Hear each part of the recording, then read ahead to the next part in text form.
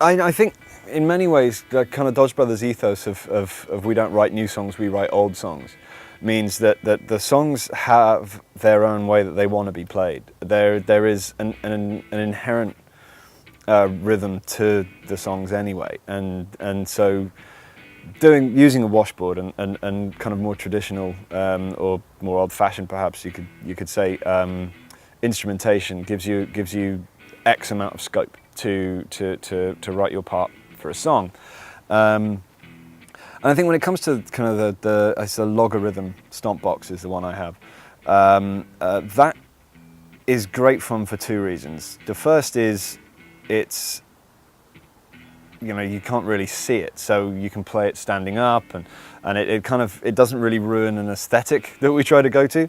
But more importantly is it fits with the kind of skiffle ethos that we have as well, because I stick it in a bag and we're gone. I started kind of joining them for gigs, and more songs were worked up around snare drum or washboard, and it's funny kind of which I would experiment with each song which it should be. And the more train-like ones are the ones where you need the washboard. And if you listen to something like Washboard Sam's playing on Booker White's number 9, what's it called? The Streamline Special, Booker White's Streamline Special. And there's a lot of talk about how Booker White got his guitar to sound like a train, and a lot of that on the record is actually Washboard Sam in the background as well. So that's kind of where I tried to sit kind of the playing of the washboard and how I choose what the instrumentation should be. And then brilliantly, we started playing along to Silent Film with Neil Brand. And the great thing about Silent Film is the drum kit as we know it comes from that tradition. You can't fit a drum line into these small cinemas, so they would nail bits of drums together on these big sheets of plywood on casters. It's interesting how I don't think in terms of a kick drum anymore. And it's something that on the new album I've had to relearn, because I'm using the stomp box a lot on the new album. And when we play it live, I'm actually going to be using a kick drum for the first time, the Dodge Brothers, as well as the stomp box. Mainly because the stomp box doesn't quite have the natural sound of a drum.